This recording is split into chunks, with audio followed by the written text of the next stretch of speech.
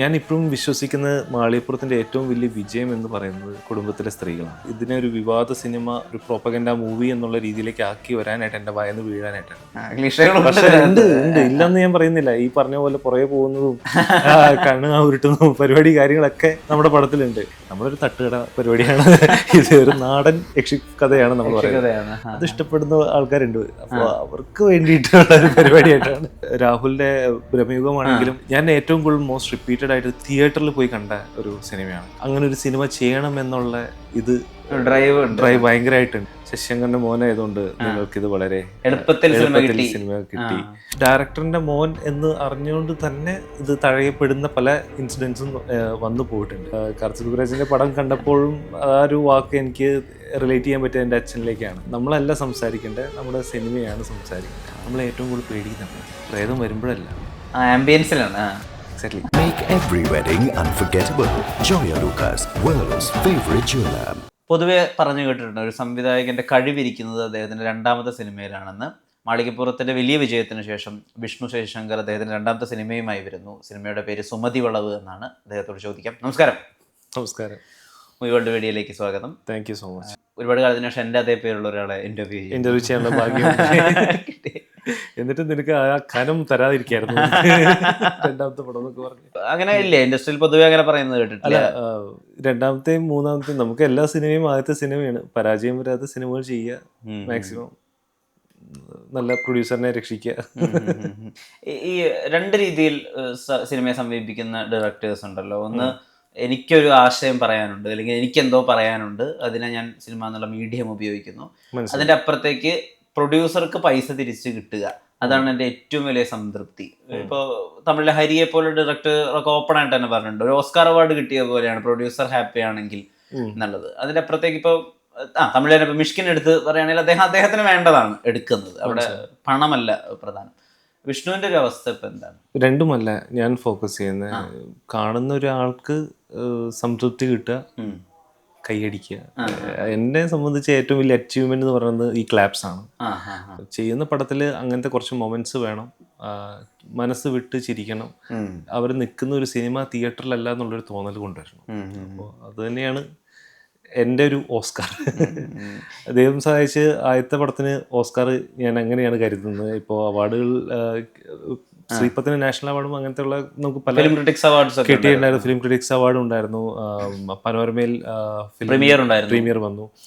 പക്ഷേ ഞാൻ അതിനേക്കാളും ഞാൻ ഉപരി ഞാൻ വില കൽപ്പിക്കുന്നത് ഈ പറഞ്ഞ പോലെ തിയേറ്ററിൽ വന്ന് പടം കണ്ടിട്ട് വിളിച്ച ഫോൺ കോൾസും, നമ്മൾ സദസ്സിൽ നിൽക്കുമ്പോൾ ഇന്ന പടത്തിന്റെ ഡയറക്ടർ എന്ന് അറിയുമ്പോൾ അവർ തരുന്ന ഒരു ഫീഡ്ബാക്കും കാര്യങ്ങളുമാണ് എൻ്റെ ഏറ്റവും വലിയ അവാർഡുകൾ.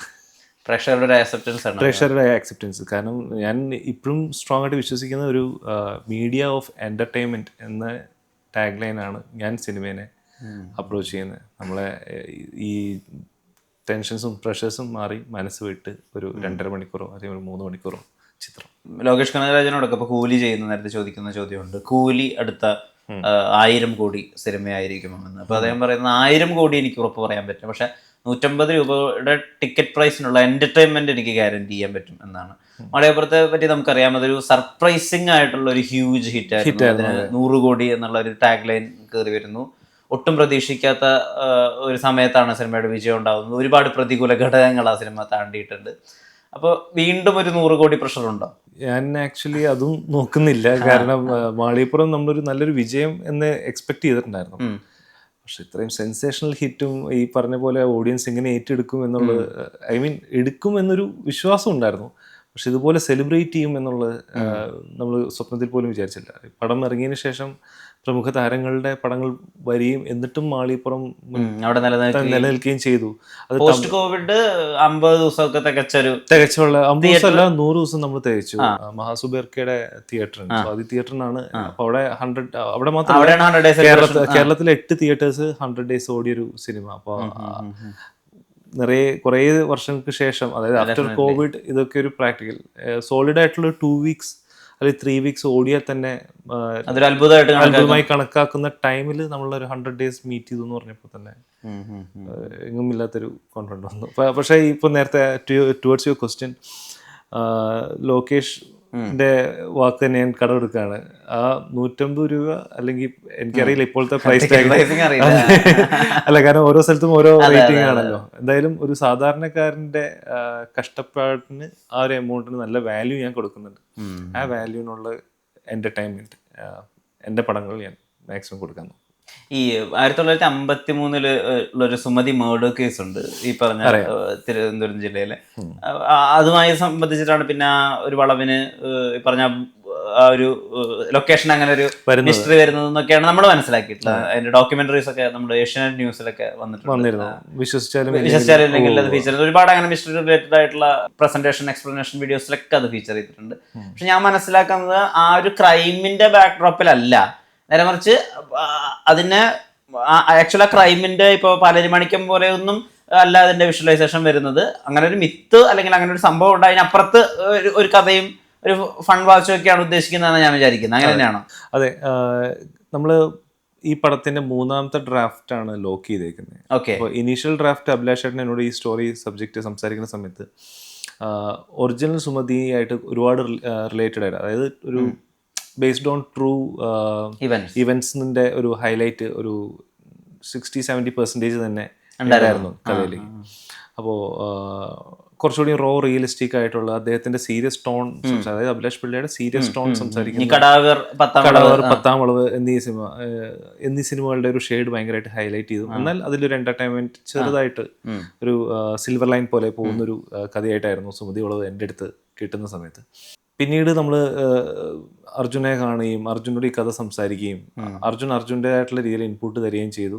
നമ്മളങ്ങനെ ഡെവലപ്പ് ചെയ്ത് നമുക്കിത് പ്രോജക്റ്റ് ആക്കാം എന്നുള്ള രീതിയിൽ നിൽക്കുന്ന സമയത്ത് അർജുൻ അന്നേരം ഈ പറഞ്ഞ പോലെ മാർക്കറ്റിലെ നമ്മൾ രണ്ടുപേരും ഒരു തുടക്കക്കാരാണ്. അഭിലാഷിന്റെ ഒരു പടം പോലും ഇറങ്ങിയിട്ടുണ്ടായിരുന്നു. മാളികപ്പുറത്തിന് മുമ്പാണ്. നമ്മുടെ ഇൻഫാക്ട് നമ്മൾ ഏറ്റവും ആദ്യം ചെയ്യേണ്ട സിനിമ സുമതികളായിരുന്നു. പിന്നെ മാളികപ്പുറം വൻ വിജയം. ഞാൻ ഇപ്പോഴും വിശ്വസിക്കുന്നത് മാളികപ്പുറത്തിന്റെ ഏറ്റവും വലിയ വിജയം എന്ന് പറയുന്നത് കുടുംബത്തിലെ സ്ത്രീകളാണ്. അവര് ഏറ്റെടുത്തുകൊണ്ടാണ് ഇപ്പോൾ ലാലേട്ടന്റെ ഇപ്പോൾ ഏറ്റവും ബ്ലോക്ക് ബസ്റ്റർ ആയിട്ടുള്ള തരുണിന്റെ പടം തുടരും. അത് ഇത്രയും വലിയ സെൻസേഷണൽ ഹിറ്റ് ആവാനുള്ള എൻ്റെ മെയിൻ റീസൺ എന്ന് പറയുന്നത് ഈ പറഞ്ഞ പോലെ വീട്ടമ്മമാരുടെ ഒരു അവരെ ഏറ്റെടുത്ത ഉള്ളൊരു ബ്ലെസ്സിങ് ആണ്. അപ്പോൾ അവർക്ക് വേണ്ടിയിട്ട് ഇതിനൊന്നുകൂടി നമുക്ക് റീഡിഫൈൻ ചെയ്യാം. കാരണം നമ്മുടെ പടം വന്നിട്ട് സിനിഫൈൽ ഓഡിയൻസിന് വേണ്ടിയിട്ടോ അല്ലെങ്കിൽ നമ്മുടെ ഒരു മെന്റൽ സാറ്റിസ്ഫാക്ഷന് വേണ്ടിയിട്ടോ ടാർഗറ്റ് ചെയ്യരുതെന്നുള്ള ഒരു വാശി നമുക്കുണ്ടായിരുന്നു. കാരണം നമ്മളെ ട്രസ്റ്റ് ചെയ്തേക്കുന്ന, കാരണം ഞാൻ നേരത്തെ പറഞ്ഞ പോലെ ഓരോ ഇവന്റ്സിലും ചെല്ലുമ്പോൾ ഈ അമ്മമാരെ ഒന്ന് ചോദിക്കും, കുറേ നാൾക്ക് ശേഷം എൻ്റെ വീട്ടിലുള്ള ആൾക്കാരെ കൂട്ടി വന്നൊരു സിനിമയാണ് മാളികപ്പുറം. അപ്പോൾ അതിനുള്ള ഫാക്ടർ എന്ന് പറയുന്നത് ഇത് ഈ അമ്മമാർക്ക് ഭയങ്കരമായിട്ട് കണക്ട് ചെയ്യാൻ പറ്റുന്ന ഒരു സബ്ജക്റ്റ് ആയതുകൊണ്ട് കൂടിയാണ്. അപ്പോൾ ആ അമ്മമാരെയും കൂടിയും കണക്കിലെടുത്തിട്ട് തന്നെയാണ് നമ്മൾ സുമതി വളവിൻ്റെ 3rd ഡ്രാഫ്റ്റ് ഡെവലപ്പ് ചെയ്യുന്നു. അത് കുറച്ചുകൂടിയും എന്താ പറയുക, നമ്മുടെ ഏറ്റവും ഗോൾഡൻ പീരീഡ്, മലയാള സിനിമയുടെ ഏറ്റവും ഗോൾഡൻ പീരീഡ് എന്ന് പറയുന്നത് 80s and 90s എന്ന് വിശ്വസിക്കുന്ന ഒരാളാണ് ഞാൻ. ഡെഫിനറ്റ്ലി ഇന്നും നമ്മൾ അതെ പുഷ്കലകാലം നമ്മൾ ലാലേട്ടനൊക്കെ ഏറ്റവും മമ്മൂക്കിനെയും അതുപോലെ തന്നെ നമ്മൾ സെലിബ്രേറ്റ് ചെയ്തേക്കുന്ന ഒരു ടൈം. ഇന്നും ആ ആരവം ഇപ്പോഴും നമ്മുടെ മനസ്സുകളിൽ. അപ്പോൾ ആ ടൈം പീരീഡിൽ ഉണ്ടായിരുന്ന സിനിമകൾ ആ സമയത്ത് ഉണ്ടായിരുന്ന the way of story telling ഇന്നത്തെ സിനിമയിൽ കുറച്ച് കുറവാണ്. ഐ മീൻ ഒരു ലെയർ പോലെ വന്നു പോകുന്നു എന്നല്ലാതെ ത്രൂ ഔട്ടായിട്ട് നമുക്കത് കിട്ടുന്നില്ല. കാരണം അത് ഞാനൊരു പരാതിയായിട്ട് പറയല്ല, കുറച്ചുകൂടി നമ്മൾ സ്റ്റാൻഡേർഡ് ക്വാളിറ്റിയിൽ വളരെ കയറിയിട്ടുണ്ട്. ഈ പറഞ്ഞ പോലെ നേരത്തെ ഞാൻ പറഞ്ഞ പോലെ സിനിഫൈൽ ആയിട്ടുള്ള ഓഡിയൻസിനെയൊക്കെ കുറച്ചുകൂടിയും ഡ്രൈവ് ചെയ്യുന്ന ഒരു ഇൻ്റർനാഷണൽ ക്വാളിറ്റിയിലേക്ക് മലയാള സിനിമ മാറിക്കൊണ്ട് ഇരിക്കുകയാണ്. പക്ഷെ അങ്ങനെ മാറുമ്പോൾ മറന്നു പോകുന്ന ഒരു സെക്ഷൻ ഓഡിയൻസ് എന്ന് പറയുന്നത് ഈ പറഞ്ഞ വീട്ടമ്മമാരും സാധാരണ രീതിയിൽ ചിന്തിക്കുന്ന കുറച്ച് പ്രേക്ഷകരാണ്. അതായത് ഇങ്ങനത്തെ ഒരു സ്റ്റോറി ടെല്ലിംഗ് ഇഷ്ടപ്പെടുന്ന ഒരു സെക്ഷൻ ഓഫ് വിഭാഗക്കാരെയാണ്. അപ്പം അതിന് മാളികപ്പുറം ഒരു ഫാക്ടറായി. അപ്പോൾ അതുകൊണ്ട് തന്നെ സുമതി വളവിലേക്കും ഈ ഫാക്ടർ വേണമെന്ന് നമ്മൾ വച്ചുകൊണ്ട് തന്നെ ഈ ഒരു 90s 80s സിനിമ തന്ന വൈബിൽ തന്നെ മേക്ക് ചെയ്ത പടമാണ് സുമതി വളവ്. ഞാൻ ചോദിക്കുന്നത്, ഇപ്പം നമ്മൾ മാളികപ്പുറം കാണുമ്പോൾ നമ്മൾ വിചാരിക്കുന്നത് വിഷ്ണു ശശിശങ്കറിന്റെ ഒരു സോൺ എന്ന് പറയുന്നത് വൈശാഖ്, ഷാജി കൈലാസ്, ജോഷി സോണാണെന്നാണ് നമ്മൾ വിചാരിച്ചിരുന്നത്. പക്ഷെ ഇപ്പോ കേൾക്കുമ്പോ തോന്നുന്നു, എനിക്ക് തോന്നുന്നു കുറച്ചുകൂടി സത്യനന്ദിക്കാട് രാജസേനൻ സോണാണ് ഇഷ്ടപ്പെടുന്നത്. അല്ല, എനിക്ക് എല്ലാവരും ഇഷ്ടമാണ്. ലെജൻഡറി ആയിട്ടുള്ള ആ ഇപ്പൊ പറഞ്ഞ പേരുകളാണെങ്കിലും ഞാൻ ഈ രണ്ട് സോണിലും നിൽക്കാൻ ആഗ്രഹിക്കുന്ന ഒരു വാണബി എന്ന് വേണമെങ്കിൽ പറയാം. Mix of both. കാരണം ഒരിക്കലും ഈ ലെജൻസിന്റെ ഒപ്പം എനിക്ക് എന്റെ പേര് വയ്ക്കാനേ പറ്റില്ല. ആ സമയത്ത് ഫിലിം എന്നുള്ള പരിപാടി അറിയാം. ഫിലിമിലാണ്. ഇപ്പൊ എനിക്ക് 100 ഓപ്ഷൻസ് ഉണ്ട്. എനിക്കൊരു റീടേക്ക് എടുക്കാനായിട്ട് വലിയ ചെലവില്ല. ഡിലീറ്റ് ചെയ്താൽ നമുക്ക് ഒന്നുകൂടി റീടേക്ക് എടുത്ത് പോവുകയും ചെയ്യാം. പക്ഷെ അന്നേരം ഈ ഓരോ കൗണ്ടിനും അവർ അത്രയും വാല്യൂ ചെയ്യുന്നുണ്ട്. ഈ സമയപരിധിയുണ്ട്. നമുക്ക് ജഡ്ജ് ചെയ്യാനായിട്ട് എനിക്ക് ഒന്നുകൂടിയും റീചെക്ക് ചെയ്യാനായിട്ട് എനിക്ക് സ്പോട്ട് എഡിറ്റർ ഉണ്ട്. അപ്പൊ ആ മഹാരഥന്മാരുടെ ഫോർമുല മാത്രം ഞാൻ എടുത്ത് ഇവിടെ ഇന്നത്തെ ടെക്നോളജിയിൽ വെച്ചിട്ട് കാര്യങ്ങളെല്ലാം പിടിച്ചു പോകുന്നൊരു പാവം. ഇപ്പോൾ ഫാമിലിക്ക് വേണ്ടി അപ്പീലിംഗ് ആയിട്ടൊരു സിനിമ എന്നുള്ള രീതിയിൽ സുമതി വളവിന്റെ ആ ആക്ച്വൽ സംഭവത്തെ എടുത്ത് ചെയ്തു എന്നുള്ളതാണ്. പക്ഷെ കുറച്ചും കൂടി ഒക്കെ ഇപ്പോൾ കാലം കഴിയുകയാണെങ്കിൽ, അല്ലെങ്കിൽ ഇപ്പോൾ വേറെ ഒരു ലാംഗ്വേജിലേക്കൊക്കെ എത്തുകയാണെങ്കിൽ വളരെ ലെയേർഡായിട്ട് വളരെ മിസ്റ്ററിയോടുകൂടി ചെയ്യാൻ പറ്റാവുന്ന ഒരു ആക്ച്വൽ സബ്ജക്റ്റ് സുമതിയുടെ ആ ഒരു മർഡർ കേസുമായിട്ട് ബന്ധപ്പെട്ട് ഇപ്പോഴും നിലവിലില്ലേ? അതിപ്പോ എന്റെ ഡ്രൈവിൽ വരാത്തൊരു ഏരിയയായി മാറിയിരിക്കുകയാണ്. മേ ബി എനിക്കറിയില്ല, ചിലപ്പോൾ ഇൻ ഫ്യൂച്ചർ ഞാൻ എനിക്ക് അതിനോടൊരു താല്പര്യം വന്നാൽ ഞാൻ ചിലപ്പോൾ ഒരു പക്ഷേ അതും പിടിക്കും. പക്ഷേ ഹിറ്റ് ആവണമെങ്കിൽ ഒരു പ്രീക്വലായിട്ടൊക്കെ നോക്കാം. അയ്യോ, പ്രീക്വലും നമ്മൾ എന്റർടൈൻമെന്റ് പോലെ ആയിരിക്കും. ഒന്നും ഫൈനൽ ആയിട്ടില്ല, നമ്മളെ ആലോചനയിൽ മാത്രം കിടക്കുന്നത്. ഈ ഇപ്പോൾ ഒരു ഹൊറർ കോമഡി എന്നുള്ള ഒരു ഏരിയയിലൊക്കെയാണ് നമ്മൾ ഇതിനെ മനസ്സിലാക്കിയിട്ടുള്ളത്. ഹൊറർ ഫാമിലി ഓണറിലുള്ള ഒരു പടം. അപ്പം ഹൊറർ കോമഡി ചെയ്യുന്ന സമയത്ത് നമുക്ക് എത്രയോ കാലമായിട്ട് മലയാളത്തിൽ അങ്ങനെ ഒരു പ്രോപ്പർ ഹൊറർ സിനിമ വന്നിട്ട് കുറേ ആയിട്ടുണ്ട്. അത് ഒന്നാമത്തെ കാര്യം. രണ്ട്, നമ്മൾ ഇന്ന് കാണുന്ന ഹൊറർ അല്ലെങ്കിൽ ഈ പറഞ്ഞ പോലെ യങ്സ്റ്റേഴ്സ് ആയിട്ടുള്ള ആളുകൾ ഇപ്പോൾ ഒരു 15 to 30 വരെ കാണുന്ന ഹൊററിന്റെ രീതിയും ഒരുപാട് മാറിയിട്ടുണ്ട്. നമുക്ക് ബോഡി ഹൊറർ ഉണ്ട്. ഇപ്പൊ മിഡ്സമ്മർ ഒക്കെ പോലെ ഒന്നും ഹൊററായിട്ട് കാണിക്കാത്ത സിനിമകൾ വന്നിട്ടുണ്ട്. ഭൂതകാലം പോലെ പ്രേതത്തെ കാണിക്കാതെ നമ്മൾ പേടിക്കുന്നുണ്ട്. അപ്പൊ ഈ ഹൊററിന്റെ ഒരു ലെവൽ അത് എവിടെ വരെ ആവണം, അതിന്റെ അപ്പുറത്ത് ഹൊറർ ഒന്ന് പാളിപ്പോയാൽ ട്രോൾ ചെയ്യാനും റോസ്റ്റ് ചെയ്യാനും വേണ്ടി നിൽക്കുന്ന ഒരുപാട് പേരുണ്ട്. അവിടെയാണ് നമ്മൾ ഹൊറർ കോമഡിയുമായിട്ട് വരുന്നത്. അപ്പൊ ഏത് രീതിയിലാണ് അതിനെ ഫിൽട്ടർ ചെയ്ത് വെച്ചിട്ടുള്ളത്? ഇപ്പോൾ നിങ്ങൾ എന്നോട് ഈ സിനിമകളൊക്കെ പറയുമ്പോൾ എനിക്കൊരു ഇന്റർനാഷണൽ സ്റ്റാൻഡേർഡ് ക്യൂസിൻസ് എത്തി വെച്ച പോലെ, മറ്റേ സൂഷി ഇതുണ്ട്, പാസ്ത, അങ്ങനെയൊക്കെ പറയണേ. നമ്മളൊരു തട്ടുകട പരിപാടിയാണ് ഇത്. ഒരു നാടൻ യക്ഷി കഥയാണ് നമ്മൾ പറയുന്നത്. അത് ഇഷ്ടപ്പെടുന്ന ആൾക്കാരുണ്ട്. അപ്പോൾ അവർക്ക് വേണ്ടിയിട്ടുള്ള ഒരു പരിപാടിയായിട്ടാണ് ഞാൻ വരുന്നത്. രാഹുലിന്റെ ബ്രഹ്മയുഗമാണെങ്കിലും ഞാൻ ഏറ്റവും കൂടുതൽ മോസ്റ്റ് റിപ്പീറ്റഡ് ആയിട്ട് തിയേറ്ററിൽ പോയി കണ്ട ഒരു സിനിമയാണ്. കാരണം എന്നെ അത്രയ്ക്കും ആസ് എ ഫിലിം മേക്കർ എന്നെ ഇൻഫ്ലുവൻസ് ചെയ്തേക്കുന്നത്. എൻ്റെ മനസ്സിലും അങ്ങനെ ഒരു സിനിമ ചെയ്യണം എന്നുള്ള ഇത് ഡ്രൈവ് ഭയങ്കരമായിട്ടുണ്ട്. പക്ഷേ ഒരിക്കലും ഉടനെ ആ പരിപാടിക്ക് പോകുന്നില്ല, അറ്റംപ്റ്റ് ചെയ്യില്ല. കാരണം ഒന്നില്ലെങ്കിൽ ഞാൻ അത് എൻ്റെ ഓൺ പ്രൊഡക്ഷനിൽ ഞാൻ തന്നെ ഞാൻ കാരണം ആ ഒരു എക്സ്പെരിമെന്റ് കാരണം ഇപ്പോൾ വർക്കായാൽ ഭീകരമായിട്ട് വർക്കാവും, വർക്കായില്ലെങ്കിൽ അതിന് ഫുൾ ഉത്തരവാദിത്വം ഞാൻ തന്നെ ആവണമെന്ന് എനിക്കൊരു ഇതുണ്ട്. പക്ഷെ ഇപ്പോൾ എന്നെ വിശ്വസിച്ചേക്കുന്ന ഒരു സെക്ഷൻ ഓഫ് ആൾക്കാരുണ്ട്. അവരെ നിരാശപ്പെടുത്താതെ അവരെ മാക്സിമം എന്റർടൈൻ ചെയ്യിക്കുക. ഇതാണ് മലയപ്പുറത്തിൽ നോക്കുമ്പോൾ അവിടെ ഇപ്പോൾ പ്രത്യക്ഷത്തിൽ അങ്ങനെ ഒരു വലിയൊരു സ്റ്റാർ പ്രസൻസ് ഇല്ലെങ്കിൽ ഇപ്പോൾ ഒരു എക്സ്റ്റൻഡഡ് ക്യാമിയോ ആയിട്ട് അല്ലെങ്കിൽ ഒരു പകുതിയിൽ തൊട്ടങ്ങോട്ട് പിന്നെ ഉണ്ണി പോകുന്നവരുണ്ടല്ലോ. ഇവിടെ നോക്കുമ്പോൾ താരങ്ങളുണ്ട്, ഇല്ലാന്നല്ല ഞാൻ പറയുന്നത്. പക്ഷെ ഇതൊരു സ്റ്റാർ സ്റ്റഡഡ് ആയിട്ട് ഒരു മാസ് ഇമ്പാക്ട് ഉണ്ടാക്കാൻ പറ്റാവുന്ന സിനിമയല്ല. ഇവിടെ തമാശകൾ വർക്കാവണം, ഇവിടെ ഫാമിലി ഇമോഷൻസ് വർക്കാവണം, ലവ് വർക്കാവണം, ബ്രേക്കപ്പ് വർക്കാവണം. എന്ന് പറഞ്ഞാൽ മാളികപ്പുറത്തെ വെച്ച് നോക്കുമ്പോൾ in terms of story telling Sumathi വളവല്ലേ കുറച്ചുകൂടി റിസ്കി? അതെ, തീർച്ചയായും. മാളികപ്പുറത്തിലുള്ള ലേയേഴ്സ് വളരെ കുറവാണ് കമ്പയർ വിത്ത് ലേയേഴ്സ് ഇല്ല എന്നല്ല. അതെ, കല്ലു എന്നുള്ള കുട്ടി പോകുന്നു, അവളുടെ സ്വപ്നത്തിൽ കണ്ട ഒരു സ്ട്രേഞ്ചർ അവളുടെ റിയൽ ലൈഫിലേക്ക് വരുന്നു. അത് അയ്യപ്പനാന്നുള്ളൊരു ബിലീഫ്, അങ്ങനെയൊക്കെയുള്ള ഒരു ഫാന്റസി എലമെന്റാണ്. ഇതെന്ന് പറയുന്നത് ഒരുപാട് ക്യാരക്ടേഴ്സിന്റെ ഉള്ളിലൂടെ പോകുന്ന, അവരുടെ ഇടയിൽ പോകുന്ന, അല്ലെങ്കിൽ അവരുടെ എല്ലാവർക്കും കോമൺ ആയിട്ടുള്ള ഒരു ഫാക്ടർ എന്ന് പറയുന്നത് ഈ ഒരു വളവാണ്. അതിൽ പ്രോട്ടോഗോണിസ്റ്റ് ആയിട്ട് നിൽക്കുന്നത് നമ്മുടെ അർജുൻ അശോക് ആണെങ്കിലും കഥ പറയുന്നത് സൈജു കുറുപ്പിന്റെ പെർസ്പെക്റ്റീവിലായിരിക്കും. അതായത് ആക്ച്വലി സൈജു കുറുപ്പ് ഈ സിനിമയിൽ എന്ന് പറയുന്നത് നമ്മുടെ സിനിമ കാണാൻ വന്നിരിക്കുന്ന ഒരു ഓഡിയൻസാണ്. മനസ്സിലായോ? അപ്പോ ഈ സംസ്കൃത നാടകത്തിൽ വിദൂഷകനൊക്കെ അപ്പോ എല്ലാരും പറയും ഇത് പഴയ ഫോർമുലയാണല്ലോ. പക്ഷെ പണ്ട് വളരെ എസ്തറ്റിക് ആയിട്ട് കണ്ടിരുന്ന ഒരു ഒരു രീതിയാണ് അത്. പരിപാടിയാണ്. അതായത് തട്ടുകടയിലെ മെയിൻ ഐറ്റം ആയിരുന്നു ഈ പുട്ടും കടലയും. അപ്പോൾ അത് ഇന്നും അതിൻ്റെതായിട്ടുള്ള ഒരു ചേരുവയിൽ ഇന്നത്തെ അതെ അതെ പെർഫോമേഴ്സിലേക്ക് വരുമ്പോ കുറെ ഇൻഫ്ലുവൻസേഴ്സിനെ റോപ്പ് ചെയ്തിട്ടുണ്ട്, ഉവ്വ കുറെ യങ് ആയിട്ടുള്ള ആളുകളെയും ആൾക്കാരെ നമ്മൾ ഇൻഫ്ലുവൻസേഴ്സ്, അതുപോലെ തന്നെ ഓഡിഷൻ ചെയ്തിട്ടുള്ള കുറച്ച് ടാലൻസ്, പിന്നെ നമുക്കറിയാവുന്ന കഴിവുള്ള നമുക്ക് വേണ്ടപ്പെട്ട കുറച്ച് ആൾക്കാർ. അപ്പോൾ ഇവർക്ക് കൊടുക്കേണ്ട ഒരു പ്ലാറ്റ്ഫോം അത് മാക്സിമം ഞാൻ ഈ പടത്തിൽ അവർക്ക് എക്സ്പ്ലോർ ചെയ്യാനായിട്ട് വിട്ടു.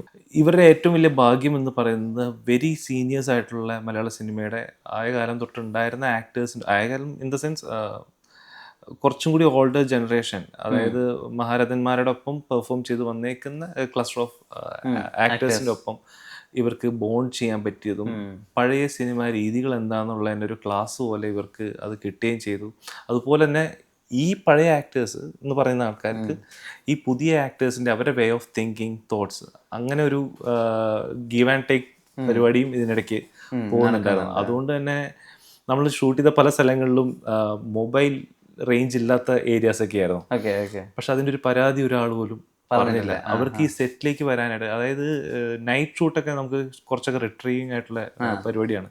30-40 ഡേയ്സ് സിംഗിൾ സ്ട്രെച്ചിൽ നമുക്ക് നൈറ്റ് ഷൂട്ട് ഉണ്ടായിരുന്നു സുമതിയോളവന്. നൈറ്റ് ഷൂട്ട് എന്ന് പറഞ്ഞാൽ തന്നെ അറിയാമല്ലോ, നമുക്ക് ഡേ ടൈമിലും കുറച്ച് നേരം ഉറങ്ങണം. ഈ സമയത്ത് തന്നെ ഡേ ആയതുകൊണ്ട് തന്നെ പല ഫോൺ കോൾസും കാര്യങ്ങളും, നെക്സ്റ്റ് ഡേ ഷൂട്ടിനുള്ള ടെൻഷൻസും തലവേദനകളും ഒക്കെ വരും. പിന്നെ അവിടെ എത്തിയാൽ പോലും നമുക്ക് കമ്മ്യൂണിക്കേഷൻസ് ഇല്ലാത്തതുകൊണ്ട് പ്രിപ്പറേഷൻസ് എല്ലാം ഈ ഡേ ടൈമിൽ വേണം ചെയ്യാനായിട്ട്. അപ്പോൾ ഹെക്റ്റിക് ആണോ എന്ന് ചോദിച്ചാൽ വർക്ക് വൈസ് ഒരാൾ പുറത്തുനിന്ന് ചിന്തിക്കുമ്പോൾ ഹെക്റ്റിക് ആയിരുന്നു. പക്ഷെ നമുക്ക് ഭയങ്കര എന്താ പറയുക, ആ നൈറ്റ് എത്താനും അങ്ങോട്ടേക്ക് വരാനും ഒരു ആവേശം ഭയങ്കരമായിരുന്നു. ഈ പറഞ്ഞ ഒരു ഫാമിലി ബോണ്ട് ഒരു തവണ ഈ ആക്ടേഴ്സ് തരാൻ തുടങ്ങിയ, ടോട്ടൽ ടെക്നിക്കൽ ക്രൂ ആണെങ്കിലും എല്ലാവരും അടിച്ചു പൊളിച്ച് നമുക്ക് എൻജോയ് ചെയ്തിട്ട് ഷൂട്ട് ചെയ്യാൻ പറ്റും. അത് തന്നെ ഏറ്റവും കൂടുതൽ തെളിയിച്ചൊരു സിനിമയും കൂടിയാണ് സുമതിയോള്. നമുക്ക് ഈ 41ഓളം ആക്ടേഴ്സ് വന്ന് ഒരു ഉത്സവം പോലെയായിരുന്നു. ഒരു ഉത്സവത്തിൽ നമുക്ക് ഈ രാത്രിയിലത്തെ ഉത്സവം കുറച്ച് കളർ എന്നൊക്കെ പറയാതെ സെറ്റ് അതുപോലെ തന്നെയായിരുന്നു. കുറെ കാലമായി മലയാള സിനിമയിൽ ഈ നായകനും നായികയും നായകരെ വെച്ച് ചുണ്ടനക്കിയിട്ടുള്ള പാട്ട് നമ്മൾ സ്ക്രീനിൽ കണ്ടിട്ട്, അതുപോലെ ബാക്ക്ഗ്രൗണ്ട് ഡാൻസേഴ്സ് ഉള്ള പാട്ടൊക്കെ കണ്ടിട്ട് ഒരുപാടായി. ഇപ്പം തുടരിൽ പോലും ഒരു പ്രൊമോ സോങ് ആയിട്ടല്ലേ നമ്മൾ അതിനെ കണ്ടിട്ടുള്ളത്. അപ്പോൾ വിജയിക്കുന്ന ഒരു സിനിമയുടെ അകത്ത് അങ്ങനെ ഒരു ഡാൻസിങ് സീക്വൻസുകളൊക്കെ ഉള്ള അങ്ങനത്തെ ബ്ലോക്കുകൾ, കൊമേഴ്ഷ്യൽ സിനിമയുടെ എല്ലാ ടെംപ്ലേറ്റും പാലിക്കുന്ന ബ്ലോക്കുകളൊക്കെ ഉണ്ടായിട്ട് കുറേയായി. അപ്പം ഇത് ഇപ്പൊ ഈ കാലഘട്ടത്ത് വർക്കാവോ, അല്ലെങ്കിൽ ഇത് ഈ കാലഘട്ടത്ത് ഓക്കെ ആയിരിക്കോ, അങ്ങനത്തെ സംശയങ്ങളും ചിന്തകളൊക്കെ വരാറുണ്ടോ? നമ്മുടെ ഗോൾഡൻ ടൈമിൽ ഉണ്ടായിരുന്ന സിനിമകളിൽ ഇതൊക്കെ വളരെ പ്രോമിനന്റ് ആയിട്ടുണ്ടായിരുന്ന കാര്യമായിരുന്നു. അപ്പോൾ അതൊന്നുകൂടിയും എക്സ്പീരിയൻസ് ചെയ്യാനായിട്ട് ഇന്നത്തെ ജനറേഷനും പഴയ ആൾക്കാർക്ക് വേണമെങ്കിൽ നൊസ്റ്റാൾജിയ എന്നൊക്കെ വേണമെങ്കിൽ പറയാം. ഞാനൊക്കെ ലാലേട്ടൻ്റെ നമ്മുടെ നരസിംഹത്തില് പാട്ടില്ലേ തങ്കണക്കത്തിൽ, എൻ്റെ ഓർമ്മയിൽ തിയേറ്ററിൽ എല്ലാവരും ഇറങ്ങി തുള്ളുന്ന പരിപാടിയൊക്കെ ആയിരുന്നു. ഈ പറഞ്ഞ പോലെ വിജയ് തമിഴ് ആൾക്കാരുടെ സിനിമയൊക്കെ വരുമ്പോഴത്തേക്കും അതൊക്കെ മൈൻഡിൽ വെച്ചിട്ടാണ് ഞാൻ വിചാരിച്ചത്, നമുക്കും നായകന്മാർ പാടി തുള്ളുന്നതിൻ്റെ കൂട്ടത്തിൽ ആൾക്കാർക്കും അങ്ങനെ തോന്നുകയാണെങ്കിൽ ആ ഒരു തോട്ടിലാണ് നമ്മളങ്ങനെ ഈ പാട്ടുകളെല്ലാം ഡിസൈൻ ചെയ്യാൻ. ഇവിടെ എനിക്ക് എന്താ പറ്റിയെന്ന് വെച്ചാൽ, ഞാൻ ഈ പാട്ട് ആൾക്കാർക്കൊരു ബ്രീഫിംഗ് കൊടുക്കാതെയാണ് നമ്മുടെ പാട്ടുകളെല്ലാം ചെയ്തിട്ടുള്ളത്, ഇറങ്ങിയത്. ഇതെല്ലാം ആ ഒരു 90s 80s വൈബിലുണ്ടായിരുന്ന മാറ്റേഴ്സ് ആണെന്നുള്ളൊരു കാര്യം പറയാൻ വിട്ടു. അത് ട്രെയിലർ ഇറങ്ങിയപ്പോൾ എല്ലാ ആൾക്കാരും പറയാൻ തുടങ്ങി, ഓ ഇത് ഈ കാലഘട്ടത്തിൽ പറയുന്ന സുമതിയുടെ കഥയായിരുന്നു. അവർക്ക് ആ പീരീഡ് ഇപ്പോഴാണ് രജിസ്റ്റർ ആയത്. പടത്തിൽ തന്നെ കാണിക്കാൻ നമുക്ക് മണിച്ചിത്രത്താഴിൻ്റെ ഒരു ഷോട്ടും കാര്യങ്ങളും. അപ്പോൾ 93. അപ്പോൾ ആ സമയത്ത് ഉണ്ടായിരുന്ന ആൾക്കാർ സംസാരിച്ചിരിക്കുന്ന രീതി, അവരുടെ way of conversations, way of thoughts, ഇതൊക്കെ എല്ലാം ഉൾപ്പെടുത്തിയിട്ടാണ് അഭിലാഷ് പിള്ള ഇതിൻ്റെ സ്ക്രിപ്റ്റ് എല്ലാം ഡിസൈൻ ചെയ്തിരിക്കുന്നത്. ഇപ്പോൾ ഒരു പ്രേത സിനിമയാണ് നമ്മൾ ഒരുക്കുന്നതെങ്കിൽ അവിടെ ഡെഫിനറ്റ്ലി നമ്മൾ ഒഴിവാക്കേണ്ട കുറെ ക്ലീഷകളുണ്ട് ഈ കാലഘട്ടത്ത്. പക്ഷെ ചില സമയത്ത് ആ ക്ലീഷകൾ ഉണ്ടെങ്കിൽ ചിലപ്പോൾ സീൻ വർക്ക് ഔട്ട് ആവുള്ളൂ. ഫോർ ഇൻസ്റ്റൻസ് ഒരു ജംപ് സ്കെയർ, അല്ലെങ്കിൽ ഒരാളെ ഫോളോ ചെയ്യുന്ന ഷോട്ട്, കുട്ടികളുടെ ചിരി, കരച്ചിൽ, ഇതിനെ എങ്ങനെ ട്രീറ്റ് ചെയ്യുക? ചില സമയത്ത് നമുക്ക് ആവശ്യമായിരിക്കും ഒരു സീൻ വർക്ക് ആവാൻ, ചില സമയത്ത് ഇത് ഒഴിവാക്കിയേ പറ്റൂ. ഇതിന്റെ ഒരു ജഡ്ജ്മെന്റ് എങ്ങനെ മനസ്സിലാക്കും? See, if it is beautiful, then cliche doesn't matter. അതാണ് ഞാൻ വിശ്വസിക്കുന്നത്. I can solidly tell there are a lot of cliches, there are a lot of cringes when it comes to a cinephile audience. പക്ഷേ ഇത് ഇഷ്ടപ്പെടുന്ന ആൾക്കാരുണ്ട്, നമ്മുടെ majority ഉണ്ട്. അവർക്ക് വേണ്ടിയിട്ടാണ് ഡിസൈൻ. ഞാൻ അതുകൊണ്ടാണ് എൻ്റെ സിനിമയെ നിരൂപകരായിട്ടുള്ള ആൾക്കാരോട് ഞാൻ എപ്പോഴും പറയണേ, മച്ചാനെ നിനക്ക് കാണാം, പക്ഷെ നീ കാണുമ്പോൾ നിന്റെ കുടുംബത്തെ കൂട്ടിക്കൊണ്ടുപോയിടണം നീ കാണാനായിട്ട്. എങ്കിൽ നിനക്ക് തീർച്ചയായും ഒരു ഫാമിലി മൊമെന്റ് എൻ്റെ സിനിമ തരും. നീ ഒറ്റയ്ക്ക് പോയിട്ട് മറ്റേ ഡയറിയും പേനയും അങ്ങനത്തെ പരിപാടിക്കാണെങ്കിൽ അത് നിനക്ക് പറ്റിയ പടമല്ല, നീ കാണുകയും വേണ്ട എന്നാണ് ഞാൻ പറയാറുള്ളത്. അപ്പോൾ ഒരു നമ്മളിപ്പോൾ ഒരു പരിപാടിക്ക് പോകുമ്പോൾ, ഇപ്പോൾ ഉത്സവത്തിൽ പോവാന്ന് പറഞ്ഞാൽ എല്ലാവരും പറയുന്നത് എന്താണ്, മറ്റേ ഒരു സ്റ്റേജ് ഉണ്ട്, സ്റ്റേജിൽ നാടകമുണ്ട്, കുറച്ച് ഡാൻസ് ഉണ്ട്, തുള്ളലുണ്ട്, അവിടെ കുറച്ച് കള്ളുടിയന്മാരുണ്ട്, ഇതൊക്കെ ഉണ്ട്. ഇതൊക്കെ ഒഴിവാക്കിയാൽ അതൊരു ഉത്സവമല്ല. അതുപോലെ തന്നെയാണ് ഈ പടവും. ഈ പറഞ്ഞ പോലെ എല്ലാം ഉണ്ട്, പക്ഷെ ഉണ്ട് ഇല്ലെന്ന് ഞാൻ പറയുന്നില്ല. ഈ പറഞ്ഞ പോലെ പുറകെ പോകുന്നതും കണ്ണ് ഉരുട്ടുന്നതും പരിപാടി കാര്യങ്ങളൊക്കെ നമ്മുടെ പടത്തിലുണ്ട്. കാരണം ഞാൻ as I said before, it's a cliche, but I hope I did it in a beautiful way. അത് എൻജോയ് ചെയ്യാനായിട്ട് നിങ്ങളൊരു ഫാമിലി ആയിട്ട് പോയാൽ തീർച്ചയായും നിങ്ങളത് എൻജോയ് ചെയ്യും. ഈ ഇപ്പോൾ പുറത്തെന്ന് വെച്ചാൽ ഇപ്പോൾ മറ്റ് ലാംഗ്വേജസിലൊക്കെ ഇപ്പം ഹിന്ദിയിൽ എടുക്കുകയാണെങ്കിൽ സ്ത്രീ എന്നുള്ള ഒരു ഹൊറർ യൂണിവേഴ്സ് അവിടെ ബിൽഡ് ആയിക്കൊണ്ടിരിക്കുന്നത്. നമ്മുടെ ഓൾറെഡി വളരെയധികം കൊമേഴ്ഷ്യൽ ആയിട്ടുള്ള ഹൊറർ യൂണിവേഴ്സുകൾ ഉണ്ട്. അരൺമനൈ അല്ലെങ്കിൽ കാഞ്ചന പോലത്തെ യൂണിവേഴ്സുകളൊക്കെ നടക്കുന്നുണ്ട്. അങ്ങനെ ഒരു ആഗ്രഹം ഉണ്ട് എപ്പോഴെങ്കിലും ഇതിനെ ഒരു ഹൊറർ യൂണിവേഴ്സ് ആയിട്ട് ബിൽഡ് ചെയ്ത് കൊണ്ടുപോകാൻ? ആസ് പെർ റൈറ്റ് നോ ഇപ്പോൾ അങ്ങനത്തെ ഒരു പ്ലാൻ ഇല്ല. പക്ഷേ നമ്മൾ ഇന്നലെ ഒരു പ്രൈവറ്റ് സ്ക്രീനിങ് ദുബായിൽ വെച്ചിരുന്നു.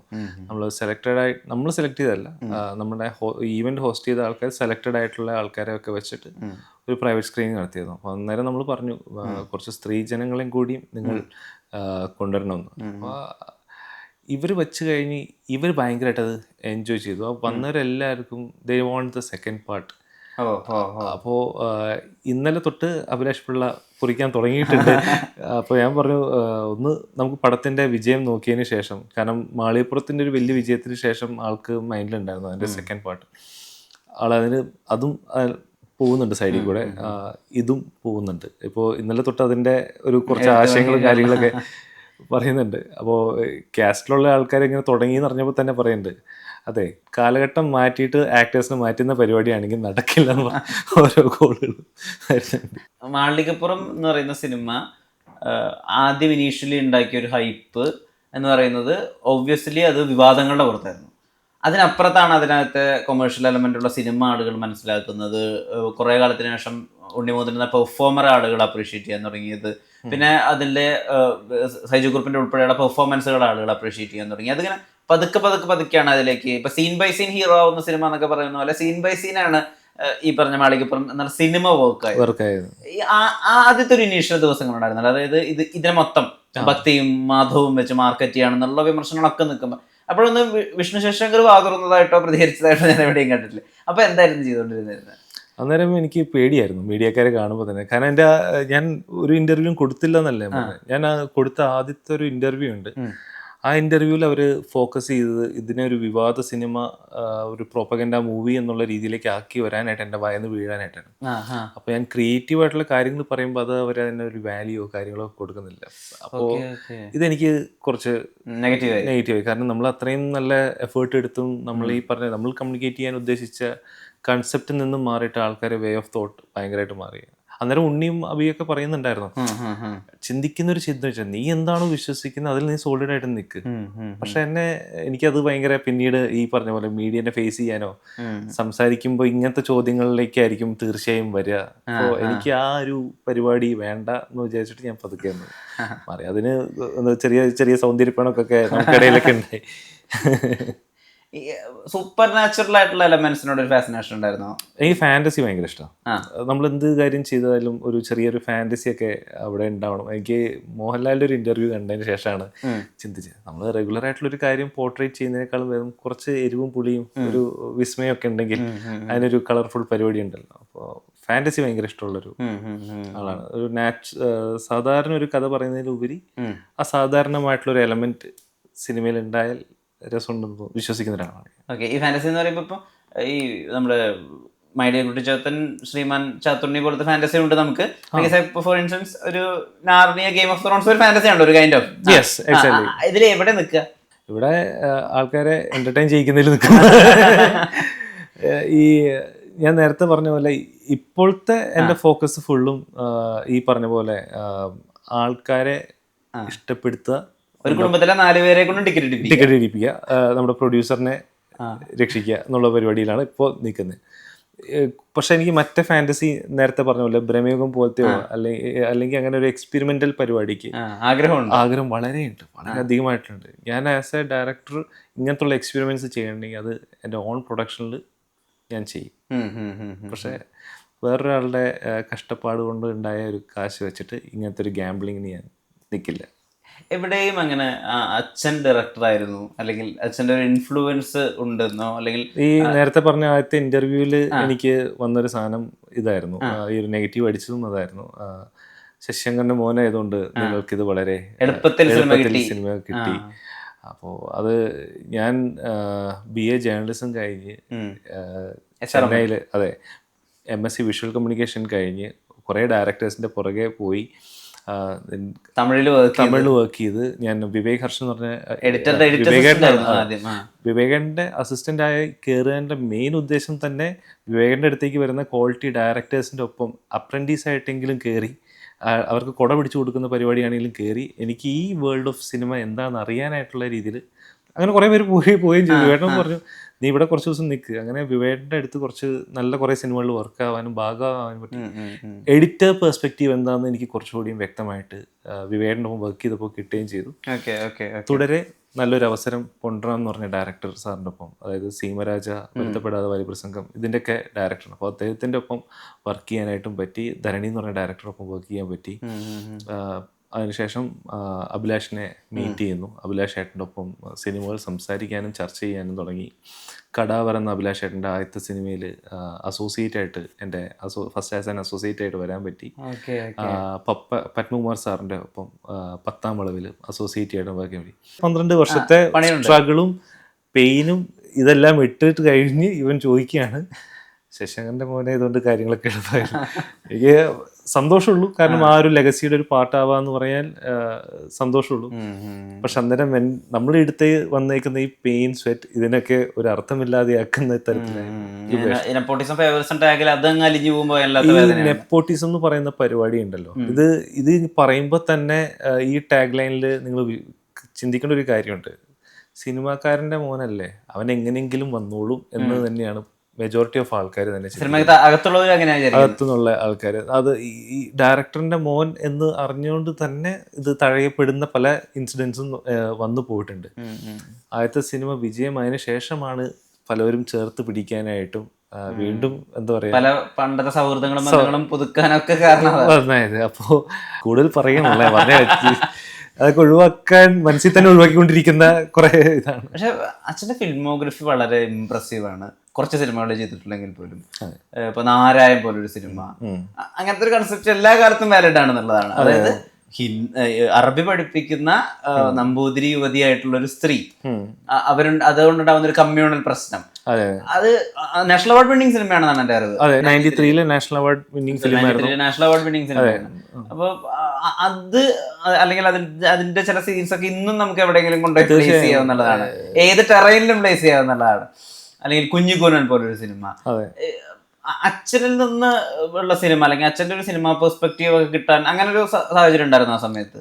അല്ല, ഞാൻ അച്ഛൻ്റെ ഒപ്പവും വർക്ക് ചെയ്തിട്ടുണ്ട്. പക്ഷെ അത് മറ്റേ പരിപാടിയായിരുന്നു, അപ്രന്റീസ് ആയിരുന്നു. ആൾക്ക് ക്രെഡിറ്റ് ഒന്നും ഇല്ലാത്ത. എന്നാൽ പക്ഷെ എനിക്ക് എന്നോട് അച്ഛൻ തന്നൊരു ലെസൺ എന്താന്ന് വെച്ചാൽ, നീ ഇപ്പോൾ ടെക്നിക്കലായിട്ട് നീ ഒന്നും പഠിക്കാൻ നിൽക്കണ്ട, നീ ഇന്നത്തെ ഷൂട്ടിംഗ് നടക്കുന്ന കാര്യത്തിൽ നീ ഓരോ കാര്യങ്ങളും ഒബ്സർവ് ചെയ്തിട്ട് നീ എന്നോട് പറയാൻ പറഞ്ഞു. ഞാൻ ആദ്യത്തെ ദിവസം നായിക എത്ര സമയത്ത് വന്നു, നായകൻ എത്ര സമയത്ത് വന്നു, ഞാൻ അങ്ങനെയൊക്കെ ആയിട്ടായിരുന്നു നോട്ട് ചെയ്യാനൊക്കെ തുടങ്ങി. പറഞ്ഞു കൊള്ളാം, നിനക്ക് നല്ലൊരു അസിസ്റ്റന്റ് ഡയറക്ടർ ആവാനുള്ള ക്വാളിറ്റി ഞാൻ കാണുന്നു എന്ന് പറഞ്ഞു. എനിക്ക് ഭയങ്കര പ്രൗഡ്ഫുൾ ആയിരുന്നു. പക്ഷെ പിന്നീടാണ് എനിക്ക് മനസ്സിലായത്, നീ ആസ് ആൻ അസിസ്റ്റന്റ് ഡയറക്ടർ വരെ എത്തുള്ളൂ.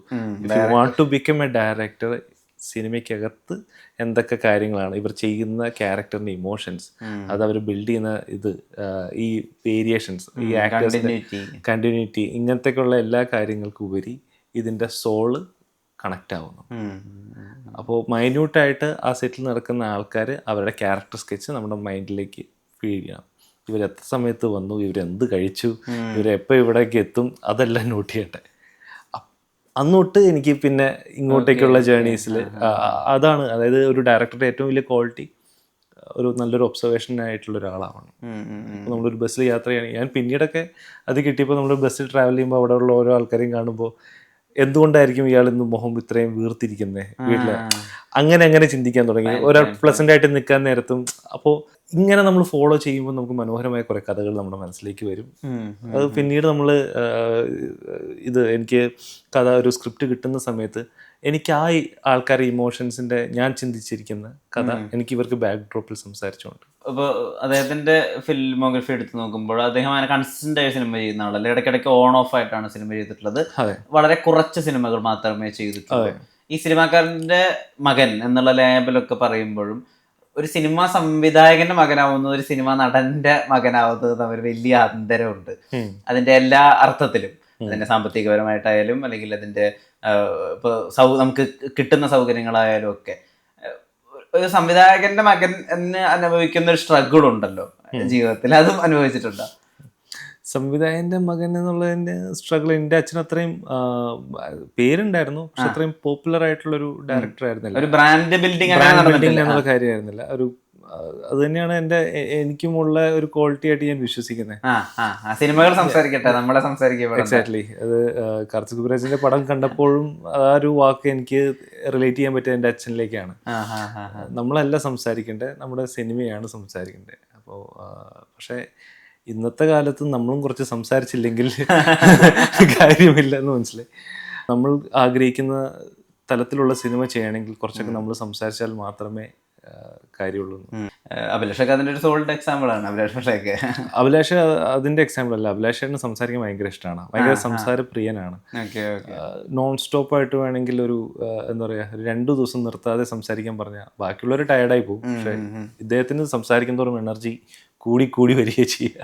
ഈ മറ്റൊരാളുടെ തിരക്കഥയിലാണല്ലോ 2 സിനിമകളും ചെയ്തത്. അപ്പം ഒരു സംവിധായകൻ എന്നുള്ള രീതിയിൽ നമ്മുടെ ഒരു പെർസ്പെക്റ്റീവ്, ഇപ്പോൾ ഇങ്ങനെ ഒരു സീൻ വരുന്നു. ഇപ്പോൾ ഉദാഹരണത്തിന് ഇപ്പോൾ കല്ലുവിന്റെ അച്ഛനെ ഭീഷണിപ്പെടുത്തുന്ന സീനാണ് എന്ന് പറയുന്ന സമയത്ത് അയാൾ ആദ്യം കൂട്ടിക്കൊണ്ടുപോകുന്നു, സിഗരറ്റ് വാങ്ങിക്കുന്നു, ചായ മുഖത്തേക്ക് ഒഴിക്കുന്നു, ചകിട്ടത്തടിക്കുന്നു, ചവിട്ടുന്നു, വലിച്ചഴയ്ക്കുന്നു. അപ്പൊ ഇത്രയും ചിലപ്പോൾ ഒരു പക്ഷെ അതിലെഴുതി വെച്ചോളണമെന്നില്ല സീൻ ബൈ സീൻ. ഇതിന്റെ മൊത്തത്തിലൊരു കൺസ്ട്രക്ഷൻ ഉണ്ട്. ഇതിൽ ഇന്ന ഇവന്റ്സിന് ഇന്ന ഇവന്റ് വരുമ്പോഴായിരിക്കും അതിന്റെ ഒരു ഇമോഷണൽ ഇമ്പാക്ട് വരിക എന്നുള്ളതൊക്കെ ഉണ്ട്. ഒരു സ്ക്രിപ്റ്റ് കയ്യിൽ കിട്ടിയതിനു ശേഷം ഒരു വർക്കിംഗ് ഉണ്ടോ അതിന് പുറത്ത്?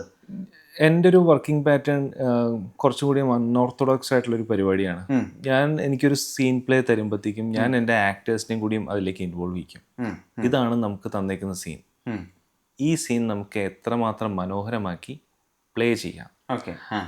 ഇവരുടെ ഒപ്പീനിയൻസ് മാറ്റേഴ്സ്, റൈറ്ററിൻ്റെ ഒപ്പീനിയൻസും എടുക്കും, എൻ്റെ ഡയറക്ഷൻ ടീമിൻ്റെ ഒപ്പീനിയൻ എടുക്കും. എന്നിട്ട് ഇതിനെങ്ങനെ ഒരു പ്ലേ കൊടുക്കാം എന്നുള്ളത് സ്പോട്ടിൽ നമ്മൾ ചെയ്യും. അപ്പോൾ ലൊക്കേഷനിലാണ് സീൻ ഫൈനലാവുന്നത്. യെസ്. അപ്പോൾ എനിക്കുള്ള ഏറ്റവും വലിയ ബ്ലെസ്സിങ് എന്ന് പറയുന്നത്, മാളികപ്പുറത്തെ സമയത്ത് ഉണ്ണിക്കില്ലാത്ത സമയങ്ങൾക്ക് പോലും നമ്മൾ ഉണ്ണീനെ വിളിച്ച് വരുത്തിയിട്ട് നമ്മൾ അവനോട് ചോദിക്കും. ഇൻഫാക്ട് എന്തൊക്കെ പറഞ്ഞാലും ഈ പടത്തിൻ്റെ ഒരു സോൾ എന്ന് പറയുന്നത് ഉണ്ണി തന്നെയാണ്. അപ്പോൾ ആ സീൻ ചെയ്യണ സമയത്ത് ഉണ്ണി ഒരു മൊബൈലിൽ ഒരു വീഡിയോ, ഒരു ഹിന്ദി ആൽബത്തിൻ്റെ വീഡിയോ, അപ്പോൾ അത് കാണുമ്പോൾ ഈ ചൂട് ചായ ഒഴിക്കുന്ന സാധനമുണ്ട്, എന്താ അല്ലേ എന്നൊക്കെ പറഞ്ഞ് കാണിക്കുമ്പോൾ അതൊരു ലവർ എന്തോ ഒരു പ്രപ്പോസൽ, ഒരു ഇഷ്ടപ്പെട്ട ഒരാൾ ഒരു പെണ്ണിനോട് പ്രപ്പോസ് ചെയ്യാൻ പോകുമ്പോൾ പെണ്ണ് ചെയ്യുന്നൊരു റിയാക്ഷൻ ആയിരുന്നു ആ ചായ ഒഴിക്കൽ പരിപാടി. അപ്പോൾ ഞാൻ പറഞ്ഞു, ഇത് അഭിലാഷാണോ ഈ സാധനം നോക്കുന്നത്?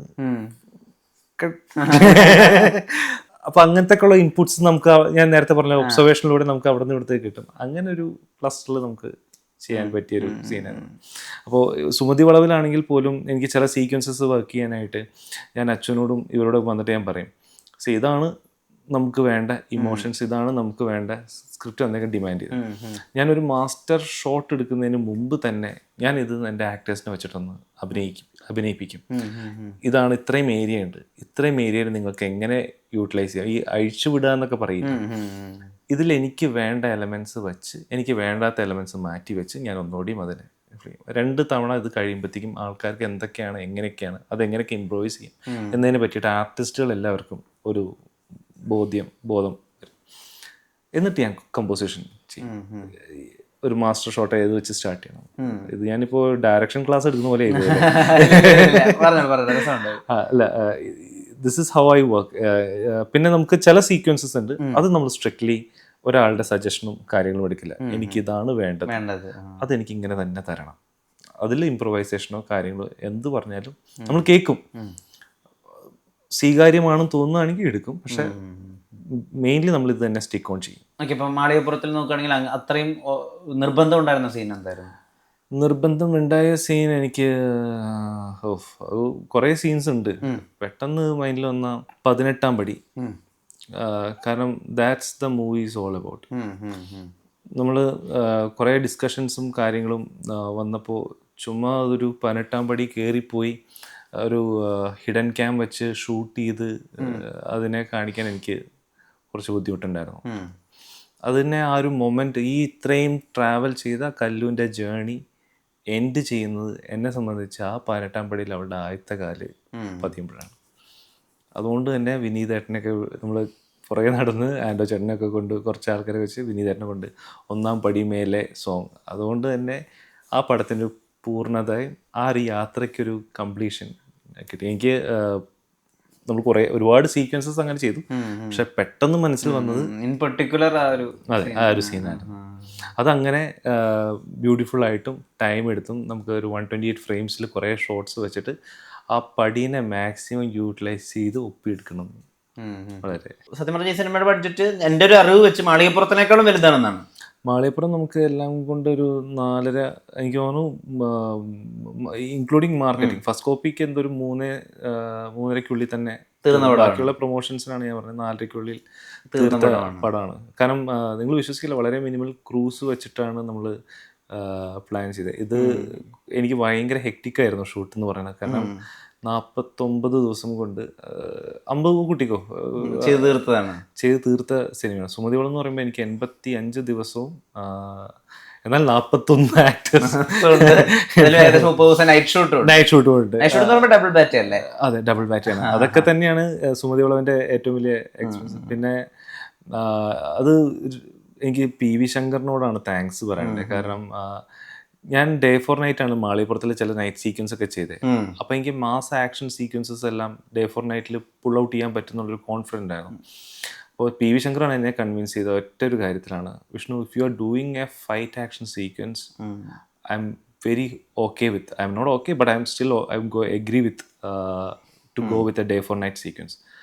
But you are doing a horror film, and horror film is supposed to do a dark. പിന്നെ അദ്ദേഹത്തിന്റെ രാക്ഷസന്റെ എക്സ്പീരിയൻസ് ഒക്കെ ഉണ്ടല്ലോ. അപ്പോൾ ഞാൻ ശരിയാണ്, ഈ ഹൊറർ കാണുമ്പോൾ ആൾക്കാർക്ക് കാടിന്റെ ഭീകരത കിട്ടണമെങ്കിൽ അത് ഇരുട്ടിലേ നമുക്ക് കാണിക്കാൻ പറ്റും. നമ്മൾ ഏറ്റവും കൂടുതൽ പേടിക്കുന്ന എപ്പോഴാണ്? പ്രേതം വരുമ്പോഴല്ല, ആംബിയൻസിലാണ്. എക്സാക്ട്ലി.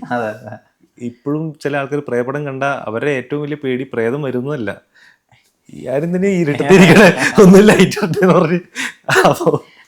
അപ്പോൾ ഡാർക്ക്നെസ്സിന് അത്രയും മാത്രം അത് എന്നെ റിമൈൻഡ് ചെയ്യിച്ചത് എനിക്കൊരു വലിയൊരു അവേക്കനിങ് ആയിരുന്നു. അപ്പോൾ തന്നെ ഞാൻ പ്രൊഡ്യൂസർ മുരളിച്ചേട്ടൻ പറഞ്ഞു, മുരളിയേട്ടാ, അതെ നമുക്ക് ഈ പറ്റുന്ന ഹൊറർ ബ്ലോഗ്സ് മാത്രം നമുക്ക് നൈറ്റ് ചെയ്യാന്ന് പറഞ്ഞു. അപ്പോൾ മുരളിച്ചേട്ടൻ അന്നേരം ഓക്കെ പറഞ്ഞ് നമ്മൾ ഹൊറർ ബ്ലോഗ്സിനെ കുറിച്ച് പിന്നെയാണ് മനസ്സിലായത്, വിഷ്ണു നീ ആദ്യം പറഞ്ഞു നമുക്കിത് 90s ചെയ്യാമെന്ന്, അപ്പം തന്നെ ബഡ്ജറ്റ് കൂടി ഡബിളായി, ഇതും കൂടി വരുമ്പോൾ എത്രയും ബഡ്ജറ്റ്.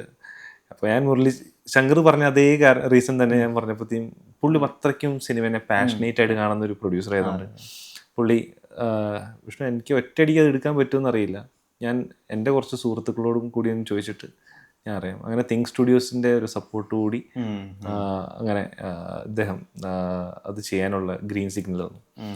പിന്നെ നമ്മളധികം സെക്കൻഡ് തോട്ട് പുള്ളി പോകുന്നതിന് മുമ്പേ തന്നെ നമ്മൾ പരിപാടി ഓണാക്കി. മറ്റൊരു കാര്യം വിഷ്ണു, ഇപ്പം ഈ ഹൊറർ രൂപങ്ങളുണ്ടല്ലോ, ഇപ്പൊ ഹൊറർ രൂപങ്ങളുടെ സ്റ്റാൻഡേർഡും ഒന്ന് പാളിപ്പോയി കഴിഞ്ഞാൽ പിന്നെ അവിടെ നിന്ന് അങ്ങോട്ട് മൊത്തം പാളിപ്പോകും.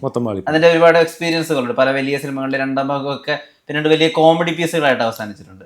അപ്പൊ അവിടെയാണ് ഇപ്പൊ നമുക്കൊരു, ഞാൻ പറയുന്നത്, ഒരു ബോഡി ഹൊറർ ഒക്കെ കാണിക്കണമെങ്കിൽ അതിന്റെ പ്രോസ്തറ്റിക്സിന് ഒരു സ്റ്റാൻഡേർഡ് ക്വാളിറ്റി വേണം. ഇപ്പോൾ നമുക്ക് അല്ലാതെ കാണിച്ചു കഴിഞ്ഞാൽ ഇന്നത് ചിരിയായി മാറുന്നു എളുപ്പത്തിൽ.